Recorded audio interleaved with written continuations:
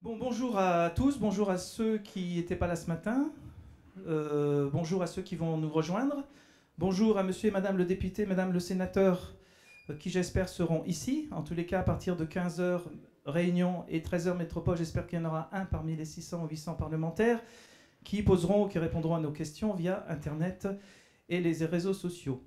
Qu'est-ce que le programme de l'après-midi? On va voir pendant une vingtaine de minutes un film, un extrait d'un film qui a fait l'objet d'un débat sur France 2 il y a 2 mois à peu près. Il s'appelle Les Infiltrés, un débat animé par Marie Drucker, en présence de M. Gissereau, directeur du LEM. Le LEM, c'est quoi? C'est la grande représentation de l'industrie pharmaceutique. D'ailleurs, qui avait été invité à venir, mais il n'a pas pu venir. Il a été invité à faire un Skype, il n'a pas pu faire de Skype. Il a été invité à trouver un remplaçant du LEM pour faire un Skype, il n'a pas trouvé de remplaçant. Le LEM est donc le grand absent de cette journée. C'est dommage parce que le LEM, c'est un peu pas nos opposants, mais c'est un peu pour donner la contradiction. Donc nous avons invité la représentation de l'industrie pharmaceutique, mais que l'industrie pharmaceutique, malheureusement, comme à chaque fois qu'on l'invite, quand il y a des contradicteurs argumentés, n'est pas là.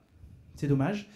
Peut-être que la prochaine fois, M. Gissereau reviendra. Dans un débat, il y avait M. Gissereau, mais il y avait aussi Irène Frachon, que nous aurons le plaisir de voir en Skype à partir de 17h Réunion, c'est-à-dire 15h Paris. Et puis, à début d'après-midi, à 2h, nous aurons les pharmaciens qui vont nous exposer tout un tas de choses par rapport au poids de l'industrie pharmaceutique. On parlera aussi un peu des génériques, avec 2 PowerPoint, avec Éric Cadet et Claude Maraudon, et aussi, un peu sous réserve, ça va dépendre du son, un film qui est passé récemment à la télévision, abordant aussi ce problème. Voilà. Ensuite, nous aborderons un thème qui m'est cher, c'est la vaccination contre le cancer du col de l'utérus, pour lesquels j'avais organisé une information à l'Assemblée nationale. Et il y aura quelques images de ça, alors dans une salle de l'Assemblée nationale, ne vous attendez pas à voir l'hémicycle, avec notamment Jean-Pierre Spinoza, que je présenterai après, et qui sera en Skype ensuite. Mais pour savoir à qui vous avez affaire en Skype, c'est important de vous le présenter quand même un petit peu avant.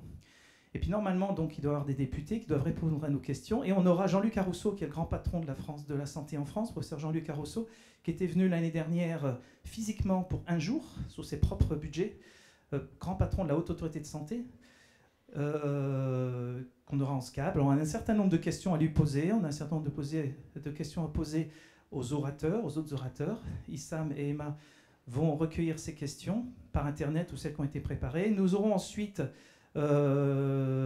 Monsieur Marinaki, qui malheureusement ne pourra pas être en Skype, c'est le grand directeur de l'Agence française du médicament, qui s'appelle maintenant l'Agence nationale de sécurité et du médicament, la NSM, ex-AFSAPS.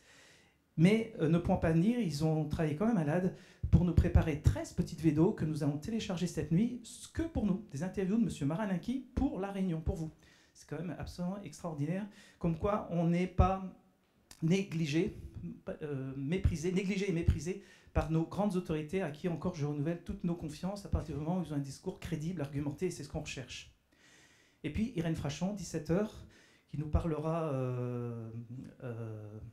du scandale du Mediator.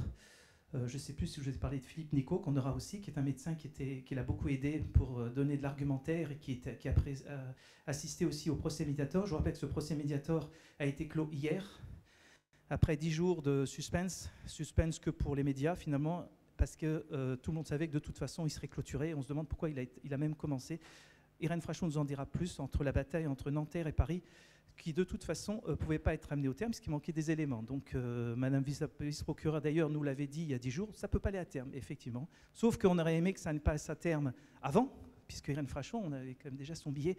Elle est malade de ne pas être avec nous, elle nous le dira tout à l'heure, et surtout j'espère qu'il y aura quelques victimes entre guillemets de Mediator pour quand même qu'elle puisse communiquer avec eux, parce qu'ils doivent, ça doit être une grande déception pour eux, puisque quand même le procès est remis, c'est plus qu'une année à attendre, hein, mai 2014, sous réserve que le procès ne soit pas une nouvelle fois d'ailleurs reporté. Voilà, donc nous allons voir le film Les Infiltrés, film qui a été tourné en partie à La Réunion, il y a 1 an et demi, en décembre 2011, et puis vous reconnaîtrez quelques personnages ici présents et ça serait intéressant, donc ils sont d'accord pour qu'on passe ce film et ça serait intéressant d'ailleurs d'avoir leur avis là-dessus. Département d'Outre-mer.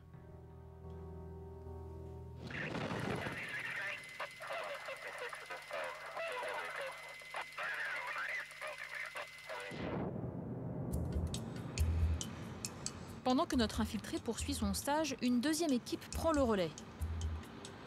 Nous contactons le laboratoire en nous faisant passer pour des journalistes originaires d'Outre-mer qui réalisent un reportage sur le diabète dans ce département. Ayant ainsi gagné la confiance du laboratoire, nous quittons Paris. Direction donc un département d'Outre-mer.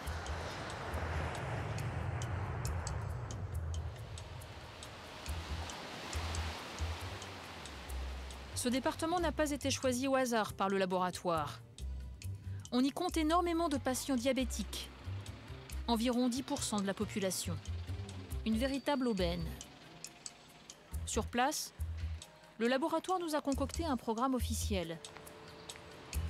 Nous avons obtenu l'autorisation de réaliser plusieurs interviews. Des pharmaciens, des médecins et des patients diabétiques. Rien en dehors de cela. Notre guide sera une visiteuse médicale du laboratoire. Ce qu'elle ne sait pas, c'est que nous filmerons tous les moments passés avec elle en caméra cachée. Nous avons rendez-vous dans un café avec la visiteuse médicale. Cette salariée du laboratoire est une commerciale. Son rôle est d'inciter les médecins à prescrire ces médicaments plutôt que ceux des autres labos.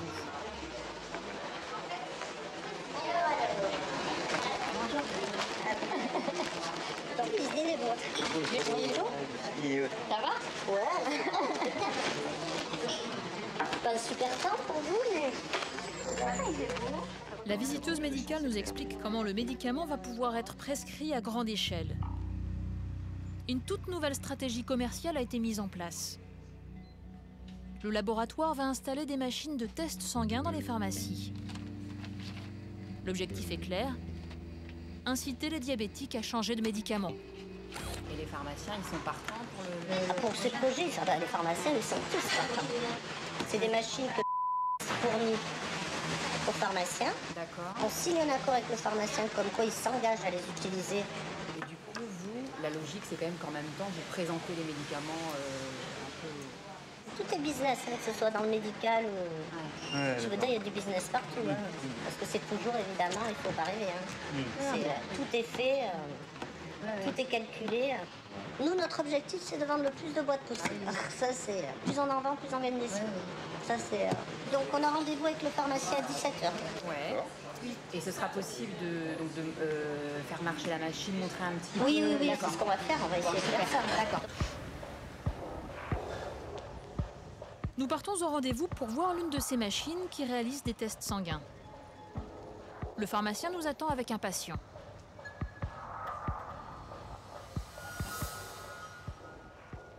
Du même truc, à mon avis, on met d'un côté l'hémoglobine glycée, de l'autre côté le truc. Mais alors, est-ce qu'il y a un sens au bar? Alors, c'est laquelle? Celle-là ou celle-là que tu mets? Alors, apparemment... C'est ça? Ça, c'est pour l'hémoglobine glycée. En fait, comme on vient de recevoir l'appareil et qu'il est donc dans une phase un peu d'expérimentation, on va avoir besoin, visiblement, avec le labo, de le faire et au total de le faire marcher une fois. Hein. Donc là, vous verrez en direct le déballage, mais c'est vrai que ça va être le cas quand on aura été formé. Ouais, voilà. Le plan marketing est bien rodé. Grâce aux machines fournies par le laboratoire, les patients diabétiques vont pouvoir réaliser gracieusement des tests sanguins dans les pharmacies. Et lorsque les résultats des tests sont mauvais, le laboratoire a une chance de pouvoir placer son médicament. Non, c'est le cartouche de test. Alors on a 7,5%. Donc ça, c'est bon comme résultat? Non, c'est resté au-dessus de la normale quand même. Qu'est-ce qui va se passer? Rendez-vous bientôt. On va lui conseiller d'aller voir son médecin justement et de confirmer le résultat qui est anormal. C'est pour ça que c'est intéressant, ne serait-ce que parce que c'est une alerte pour aller voir le médecin. L'unité en millimol existe. Tout a été soigneusement pensé par le laboratoire. Le patient qui sort de la pharmacie avec de mauvais résultats va devoir se rendre chez le médecin et demander un nouveau traitement. Et le laboratoire compte bien placer son médicament.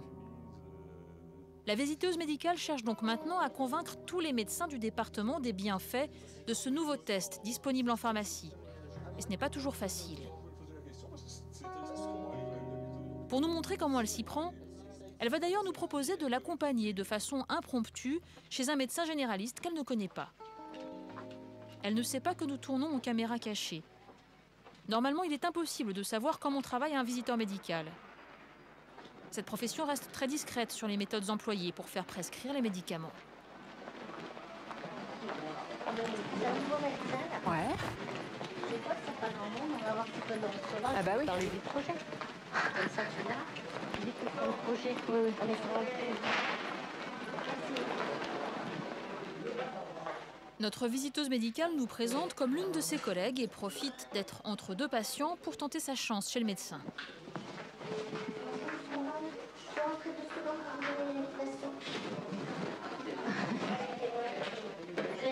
Bonjour. Je voulais vous parler d'un projet, j'en ai pour 2 minutes, le laboratoire A. Vous savez que les pharmaciens font souvent... on peut s'asseoir 2 minutes? Ouais. Vous savez que souvent les pharmaciens prennent l'attention des patients lorsqu'ils vont renouveler leur traitement. Et vous, ce qui vous intéresse dans le diabète, c'est quand même l'hémoglobine glycée. Hein? Savoir où ça en est. Comment? C'est patient, moi, je m'attends. Oui, non, mais je veux dire qu'il soit contrôlé. Ah, ça, oui, Donc, est-ce que vous pensez que c'est une bonne idée que le pharmacien puisse contrôler l'hémoglobine glycée du patient? Non. Pour vous, c'est pas une Non, bonne... c'est le médecin qui fait ça. Parce qu'en fait, nous, le laboratoire nous a proposé de fournir des machines aux pharmaciens. Moi, je ne veux pas du tout. D'accord. Mais c'est pour ça que je vous demande. Nous, le but, c'est plus l'accompagnement du patient dans le sens où... C'est pas un laboratoire public. Ah non, c'est privé. Ouais, non, c'est privé. On est dans une société capitaliste. Une entreprise, à la fin, que je fais, c'est du fric. Là, bien sûr. On ne dit pas que votre intérêt, c'est le patient. Mais notre intérêt, c'est que... C'est de faire monter le chiffre. C'est que le... Oui, mais bien sûr, mais c'est que le patient soit bien contrôlé. Quand même. Ouais, mais non. Et puis, C'est un moyen... non. D'accord. Ok, merci. Merci, au revoir. L'initiative du laboratoire n'est pas appréciée par ce généraliste. Mais pour la visiteuse médicale, ce n'est pas grave, car elle sait qu'elle peut compter sur l'appui de beaucoup d'autres médecins. Le lendemain, elle nous a organisé une interview avec une influente diabétologue qu'elle sait favorable à cette nouvelle initiative du laboratoire pharmaceutique. Elle en profite pour vanter les mérites de ces toutes nouvelles machines installées dans les pharmacies. Bonjour. Très bien. Il me semble qu'on s'est croisés en soirée sûrement. Ouais. Donc bonjour. Et moi, bonjour. D'accord, très bien. Projet, je crois que M. Gondora vous l'a dit. Rapidement, parce qu'il était sur la route du littoral et il m'a parlé en même temps. Et... Voilà, on a un projet en pharmacie, c'est moi qui m'en occupe, pour fournir des machines donc, qui pourraient donner l'hémoglobine glycée en 5 minutes. C'est ça, effectivement. On l'a testé hier soir, donc c'est super hein, parce que ça a été rapide. Et donc ça va être développé. Cette machine-là, le laboratoire va la mettre à disposition des pharmaciens. C'est pas une ça. Alors c'est un projet pilote sur la fait par le laboratoire et si ça fonctionne, après ce sera étendu sur le national. Après, il y a quand même un souci, c'est qu'il y a des médecins qui ne veulent pas que les pharmaciens. Oui, bien sûr, oui, bah, vous savez, toujours les médecins. Nous, on voit ça du côté patient. Oui, pour le médecin, il voit ça du côté business. Ouais, c'est ça. La diabétologue n'émet pas la moindre objection sur le programme mis en place par le laboratoire. La visiteuse médicale ne perd pas son objectif de vue, faire prescrire son nouveau médicament. Elle reviendra donc dans peu de temps pour le présenter à la diabétologue. Par contre, moi, ce que je ferai, si ça ne vous dérange pas, en janvier, après les vacances, je reviendrai vers vous pour le projet, pour vous dire un peu, si je peux prendre rendez-vous, pour vous dire un petit peu où il y a ces machines et comment ça se passe. Pendant que nous installons le matériel pour l'interview officielle avec la spécialiste, nous lui expliquons que la veille, nous avons rencontré un médecin qui désapprouvait l'installation des machines par le laboratoire. Du coup, on a vu là hier un médecin qui était absolument contre que ce soit un labo qui propose ça. Il estimait qu'il y avait un conflit d'intérêts dans le sens où il disait que si le labo proposait ces produits-là, c'est parce qu'ils auraient un retour. Ils vendre leurs médicaments particulièrement. Je vois pas très bien en quoi ça peut gêner. Hein. Il y a des ultras, des ultras qui sont anti-labo et qui veulent absolument que tout se fasse indépendamment des labos. Mais là, vraiment, ça paraît sans raison, on va dire, particulière pour eux. Donc, Vous ne pensez pas que le fait que ce soit le labo qui propose ces machines-là, ça va leur rapporter quelque chose vraiment sur leurs médicaments à eux particulièrement? Non, puisque celui qui prescrit, c'est le médecin et c'est pas le pharmacien. Et pourquoi ils le font alors, à votre avis? Le laboratoire, peut-être, moi je suis peut-être naïve, hein, mon mari dit que je suis naïve. C'est peut-être un service rendu, comme je dis, pour le patient. Hein. Moi je vois pas ce que ça peut leur apporter. En quoi le laboratoire peut avoir un retour sur ces médicaments avec ça, puisque le médecin reste libre de prescrire ou de ne pas prescrire. On ne va pas prescrire plus parce qu'ils ont donné un appareil. Enfin, je sais pas. Pour cette diabétologue, le laboratoire offrirait donc gracieusement toutes ces machines sans rien attendre en retour. Et il n'y aurait aucune crainte à avoir. Les médecins garderaient leur liberté de prescription. Mais la réalité semble tout autre, et c'est notre visiteuse médicale qui nous l'affirme.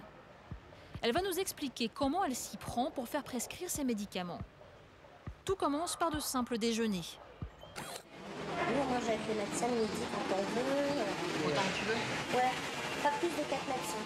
De 3 médecins le midi. Par déjeuner? Le midi, Tu peux les inviter autant de fois que tu veux. Bon, après, pas tous les jours, pas les mêmes. Mais si tu veux, comme il y en a quand même un paquet. S'ils sont invités par tous les labos, comment ils font? Mais ils mangent tous les jours pas tout. Il y en a. Mais le laboratoire offre aussi des voyages.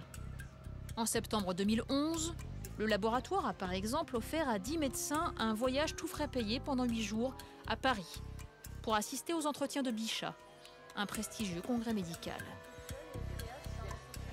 Non. Là, j'y étais, moi, en septembre, accompagnée 10 médecins. Tout au journée de Bichat aux entretiens de Bichat. Aux entretiens de Bichat au Concorde Lafayette. D'accord, donc là, tu accompagnais des médecins d'ici. Ouais, qu'on a invités. Donc vous avez payé leur billet et tout ça, d'accord. Ouais. Leur billet, leur hôtel. Ah ouais. Vous avez des sacrés frais, ça, hein? Tous les labos, tous les gros labos. Hein. Ah, d'accord. Quand on est parti aux journées de Bichat, on a tous pris le même avion. Il y avait 3 labos qui invitaient. Il y avait 10 médecins, 20 médecins, 10 médecins. Il y avait 40 médecins de la Réunion déjà dans l'avion. C'est des charters. Les médecins qui partent avec le labo, après ils prescrivent beaucoup plus les médecins. Ils ont intérêt, ouais. C'est le but. Là, par contre, là, je vais te dire, ils sont... Là, on les presse. Là, c'est bien clair qu'on leur dit pas, partez et après vous prescrivez. C'est vous prescrivez et après on verra si vous partez. C'est vrai? Ah bah ouais. Parce que ça, avant, c'est comme ça. Voilà, docteur, je vous invite, vous prescrivez? Oui. Maintenant, vous prescrivez et après, je vous invite. Et là, je vais à la pharmacie. C'est vrai, tu vérifies? Pour savoir. Ah bah oui, mais je leur dis, hein, cache. Je leur dis, je pharmacie. Ah oui. Et alors, non, mais ils te prennent pour encore une fois, 2 fois. De toute façon, c'est donnant-donnant. Hein. Et le laboratoire est prêt à y mettre le prix. Selon nos estimations, le coût de cette escapade parisienne offerte aux 10 médecins a avoisiné les 50 000 €. Il comprenait des billets d'avion en business class, un hébergement dans un prestigieux hôtel 4 étoiles de la capitale, des soirées au restaurant et des spectacles au Crazy Horse. Tous les médecins n'acceptent pas ce genre de cadeau, mais certains ne voient pas où est le problème. Ouais, c'est du business, de façon médicale. oui. Même du gros business. Ouais. Ici, c'est quoi votre chiffre d'affaires environ? Je pourrais pas le dire. C'est énorme. C'est vrai? Payer du bon temps aux médecins en échange de leur prescription serait donc habituel. D'ailleurs, pour le lancement du médicament contre le diabète, notre visiteuse médicale a organisé une petite soirée. Vendredi soir, vous êtes là? Il y a un professeur qui arrive demain de Métropole, là, qui vient avec... Vendredi soir. Parce que ça pourrait peut-être l'information compléter. C'est fait par... C'est lui qui parle, là? Voilà, nous, on le fait venir de Métropole. On invite des médecins.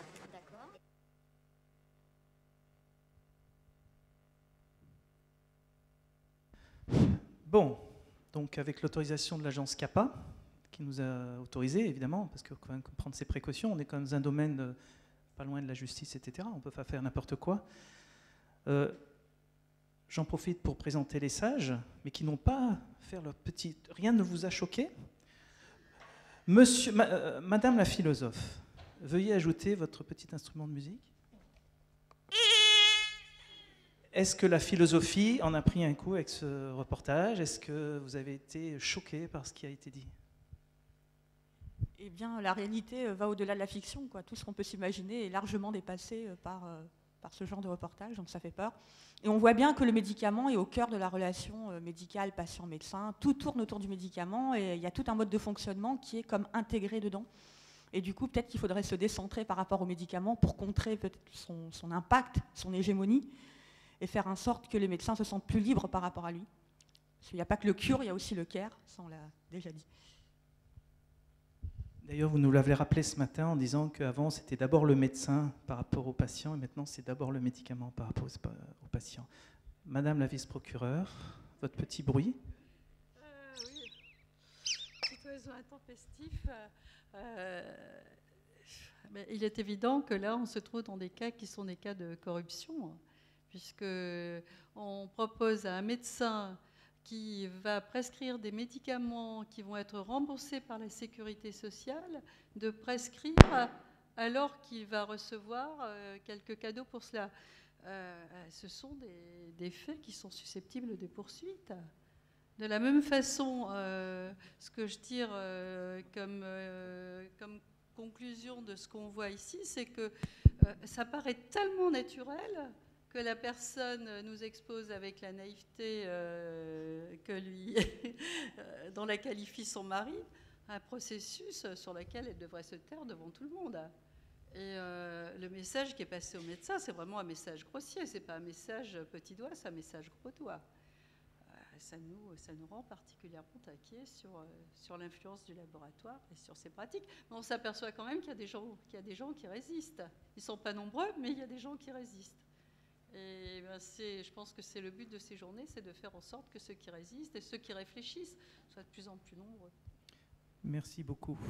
Monsieur Paramé, président du réseau REUCARE, association de patients sur la prise en charge du risque cardiovasculaire.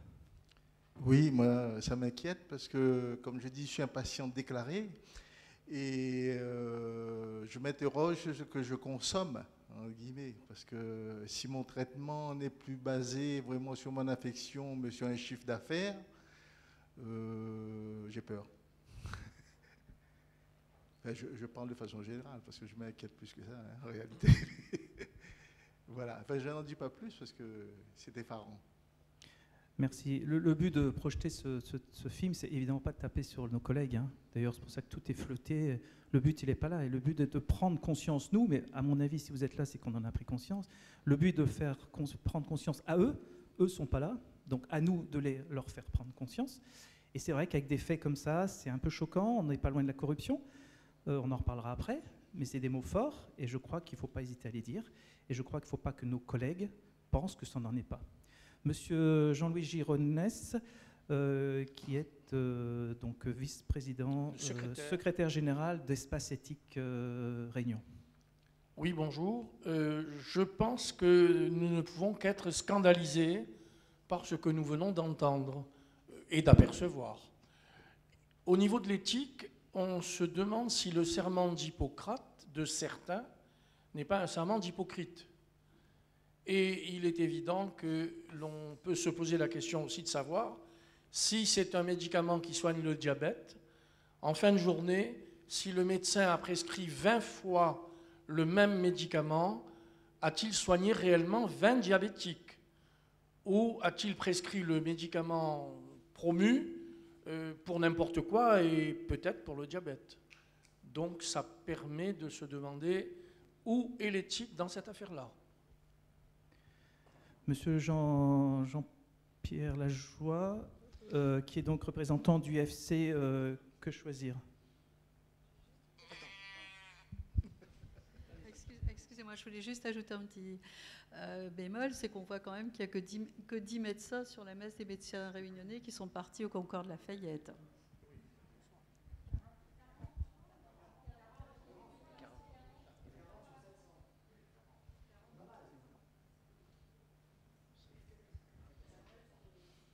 Monsieur Gironès. C'est fini. D'accord. Merci beaucoup. Avant de passer la parole aux pharmaciens, on va voir s'il y a quelques questions dans la salle. Docteur Bernard Gahuser. Micro, je vais peut-être allumer aussi ceux qui ont eu des réactions un petit peu faciles. D'abord sur ce film, il est quand même dommage que le rôle du pharmacien, qui est un réel rôle de conseil des patients, c'est très bien qu'un pharmacien prenne le poids du patient, qu'il prenne la pression artérielle du patient, qu'il mesure la glycémie d'un patient, c'est fantastique, parce que le patient va certainement aller voir plus souvent et plus facilement son pharmacien que quelqu'un d'autre, et c'est très bien que le pharmacien puisse jouer ce rôle. Dépister une hypertension, dépister un diabète à La Réunion, alors que c'est une terre du diabète et hypertension, je trouve que c'est très bien. Après, piéger qui que ce soit pour ce film ou d'autres films, des personnes avec une caméra cachée, bon, ok, ça reste, je pense que le pharmacien que nous connaissons tous et que nous apprécions tous pour tout ce qu'il a fait à La Réunion depuis 30 ans, doit apprécier aussi. Bon, c'est un peu limite, mais ça montre ce que ça montre.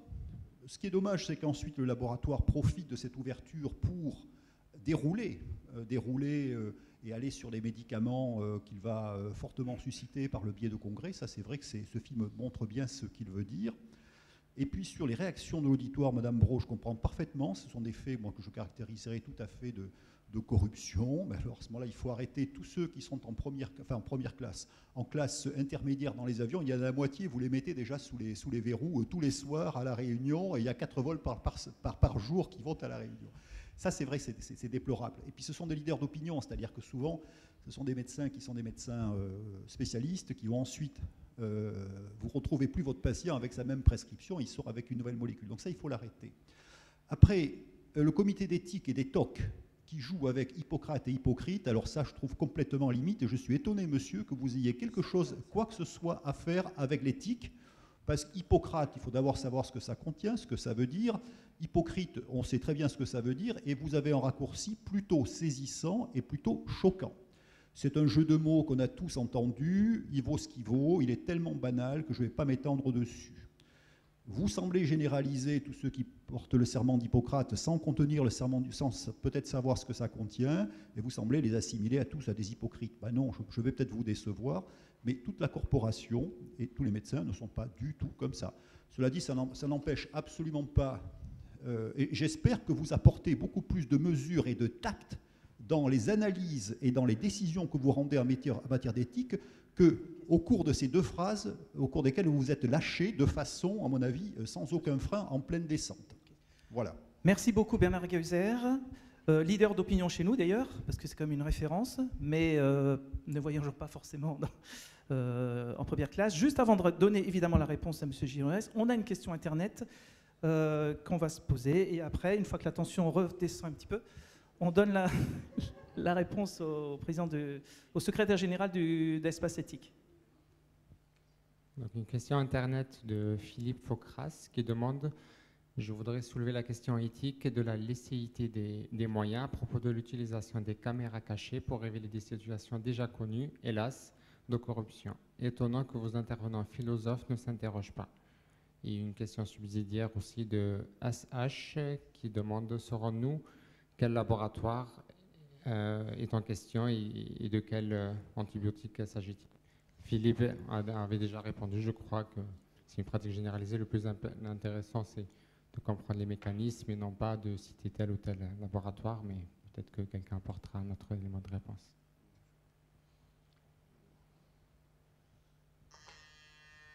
Sans soulever aucune polémique, je crois, monsieur, que vous n'avez pas entendu complètement ma phrase. Non, mais monsieur, j'assume, mais j'ai dit certains médecins, certains, c'est-à-dire pas tous. Et madame le procureur nous a confirmé qu'ils étaient 40 sur 700, ce qui est fort peu. Donc le certain élimine tous les médecins honnêtes que je ne cite pas intégralement. Je vous prie de m'excuser si vous l'avez mal pris. Et moi, je l'avais bien dit. Voilà, je crois que de toute façon, sur le fond, on se rejoint tous. C'est la forme, parfois, est différente. Vous réagissez comme patient qui pensait que c'est de la corruption. Nous, on pense que ce n'est pas de la corruption parce qu'on est pris dans un système. Certains font en sorte que ce ne soit pas de la corruption, mais en fait, on a à peu près le même langage. Après, c'est un problème de forme et de mots. Et c'est vrai que le but, on va arrêter là, cet échange vif et rigoureux et constructif, le but est de construire quelque chose.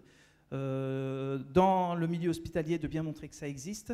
Chez les patients, de bien montrer qu'il y a quand même des médecins qui réagissent. D'ailleurs, ce médecin, j'allais dire le nom du lieu, ce médecin dans un endroit d'outre-mer, dirons-nous, je ne sais même pas qui c'est, et je suis content, ce qui prouve qu'il n'y a pas que des médecins d'ici qui essayent de soulever le problème. Il y a quand même des médecins que je ne connais pas, je ne sais pas qui c'est. Voilà, on n'est quand même pas tous le reflet de l'hypocrite. Et c'est important au moins d'avoir soulevé cette question. Après, la forme... Je passe la parole au vice-président de Médocyan, Dr Patrice Imbert. Oui, je suis désolé, une fois de plus, je crois que je vais faire encore perdre une ou deux illusions à Bernard Gahuzer, que pourtant j'apprécie beaucoup. J'ai transféré, aussitôt que j'ai vu ce reportage, le lien qui permettait de le voir à tous les élus de l'URPS médecins de La Réunion. Tous. Ils ont été scandalisés. Par quoi? Devinez. Par la méthode employée par les journalistes pour piéger les professionnels de santé. Ça les a scandalisés. Ils m'ont parlé d'une presse de caniveaux. Ils se sont tous défendus, comme d'habitude, d'être influencés par les laboratoires et d'être achetés par les laboratoires, y compris ceux dont on sait qu'ils mangent quasiment tous les jours avec les laboratoires. Voilà. Il y a eu une réaction à peu près modérée. Toutes les autres ont été offusquées. Toutes, Bernard. Je suis désolé, il y a 30 élus à l'URPS médecins. Ils sont censés être représentants de la profession médicale vis-à-vis des autorités sanitaires, entre autres d'ailleurs. Et libéral, oui, excuse-moi, libéral, je ne parle que des médecins libéraux là, oui, je ne l'ai pas précisé. Hein. L'URPS médecins, ce ne sont que des médecins libéraux.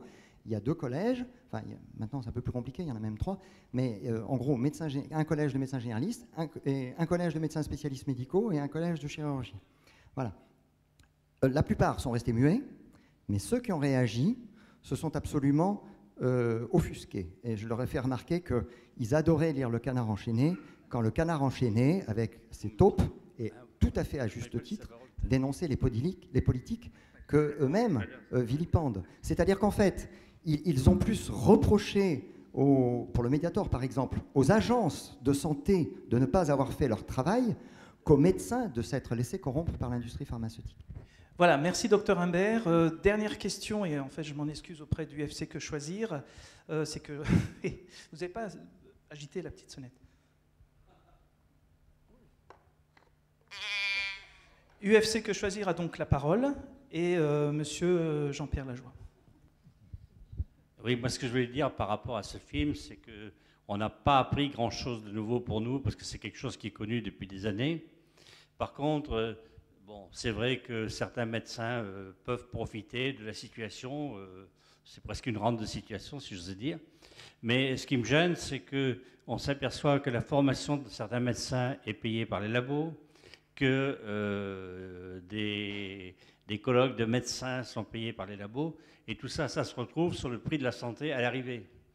C'est-à-dire que le médicament est d'autant plus cher que ça sert à financer tout ça. Alors je pense que quand on parle d'économie, de crise, de choses comme ça, il y a quand même des choses à faire et à voir de ce côté-là. Bon, parallèlement, j'évoquais tout à l'heure, là, il y a quand même un gros problème avec les laboratoires, dans ce sens que apparemment, maintenant, ils deviennent de plus en plus fins, sachant que j'ai appris que les laboratoires ne vont beaucoup moins maintenant directement chez le médecin, mais approchent des gens qui sont reconnus par la communauté comme étant des scientifiques sérieux, des gens qui sont de bons professionnels, qu'on les attire par le biais de réunions où on vante leur travail, on ne fait apparaître aucun rapport avec le laboratoire, ce rapport n'apparaissant que beaucoup plus tard. Et quand ce médecin va parler d'un médicament, c'est lui-même qui va devenir le commercial, c'est-à-dire qu'il va en parler à ses collègues, qui, ses collègues, le connaissant comme un grand patron, vont effectivement prescrire le médicament venant de la bouche du patron. Donc ça devient des situations qui sont quand même assez intolérables. Merci beaucoup, monsieur Lajoie. On a parlé